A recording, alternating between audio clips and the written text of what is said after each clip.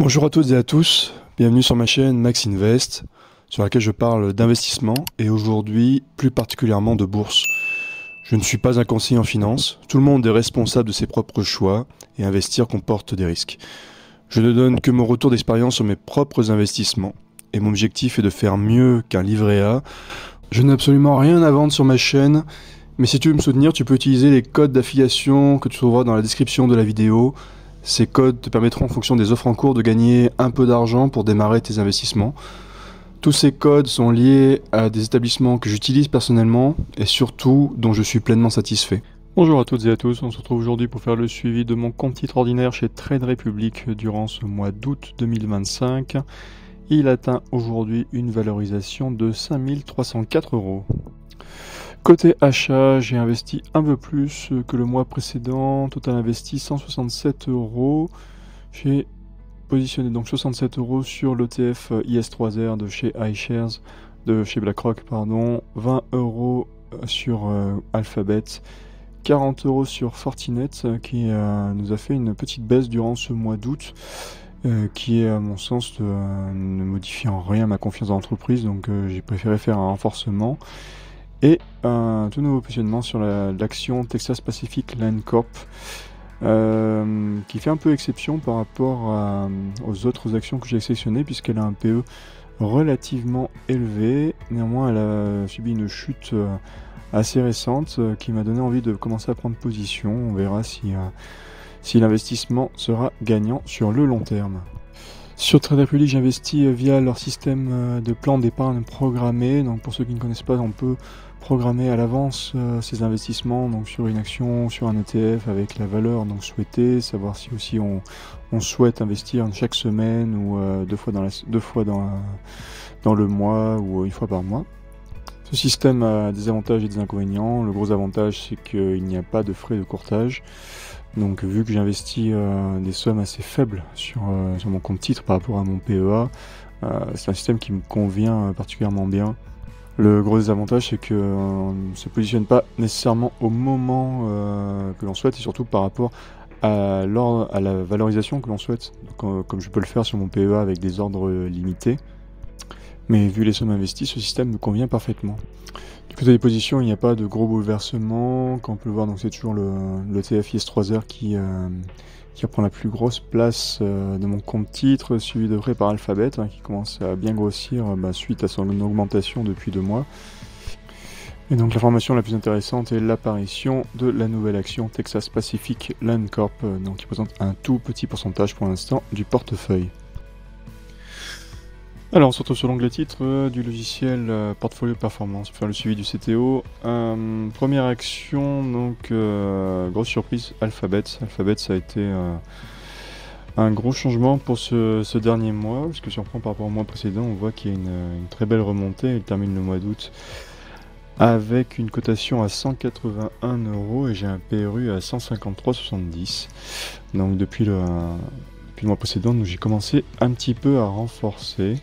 On voit cette belle remontée si on voit sur le graphique annuel par rapport à la grosse baisse qu'il y avait eu au mois d'avril. Ça fait une très très jolie courbe. Donc pour l'instant, ça va dans le sens que j'espérais, que j'attendais. Donc tout va bien pour Alphabet.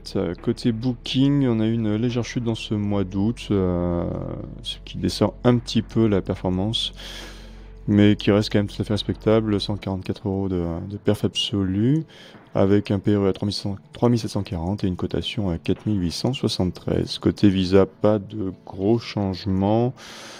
J'ai 1,5 actions chez Visa, 300 de cotation et 259 de PRU, donc 64 € de perf, ce qui reste très très honorable.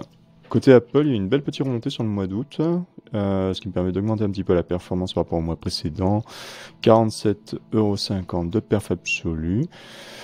On a eu une bonne baisse de Fortinet début du mois d'août, ce qui m'a bien incité à vouloir renforcer l'action, parce que j'avais un PRU qui était assez bas.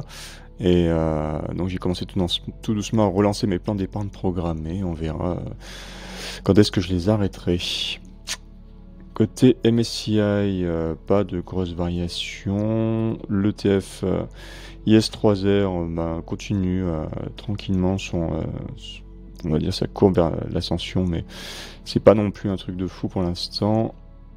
Je me suis positionné donc sur Texas Pacific Land Corp pour ce mois d'août, suite à une bonne baisse, là, comme on peut le voir sur le graphique annuel. Je me suis positionné avec un PRU donc à 771 €. Et il termine donc le mois d'août à 796. Donc pareil, je verrai quand est-ce que je déciderai d'arrêter les plans d'épargne. Pour l'instant, en tout cas, je vais les laisser. Côté Dassault Systèmes, c'est toujours la catastrophe. Donc pour l'instant, stand-by. Côté évolution AB, donc je suis toujours dans l'attente de pouvoir récupérer un petit peu plus, donc revenir vers mon PRU. Donc on en est encore assez loin parce que j'ai un PRU 92 et elle termine la cotation à 75,58, mais ce qui montre quand même une belle remontée par rapport à sa descente aux enfers qui s'est passée durant le mois de mai. Et donc là, on a amorcé quand même une remontée qui annonce peut-être quelque chose de positif. Côté LVMH, donc pareil, même discours que les mois précédents, j'attends de pouvoir revendre cette position sur mon CTO. Et côté Novo Nordisk, personnellement, j'ai pas voulu profiter de cette baisse qui est vraiment hallucinante, puisqu'on arrive vers les 60% de baisse, mais personnellement j'ai perdu la confiance que j'avais dans la boîte et je considère que c'était une erreur de me positionner particulièrement sur le CTO, mais même sur l'entreprise en elle-même. En tout cas, je pense en sortir dès que possible. Donc on va retenir pour ce mois d'août la grosse performance du côté de Google, ce qui permet d'avoir une performance absolue de 157,80 € pour Alphabet. On arrive sur la partie bilan de ce CTO pour le mois d'août 2025. Le CTO affiche une plus-value latente positive, donc de 101,52 €.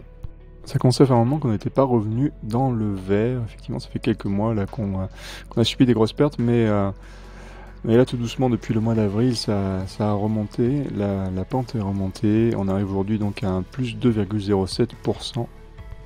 Et comme je le disais, je vais le confirmer dans cette vidéo, comme je le disais dans la vidéo sur le PEA, le fait d'afficher ces valeurs dans le vert et dans le positif font forcément plaisir, mais c'est pas pour ça que on va rentrer dans des euphories en se disant que tout va aller dans le bon sens. On ne sait pas de ce que sera fait demain.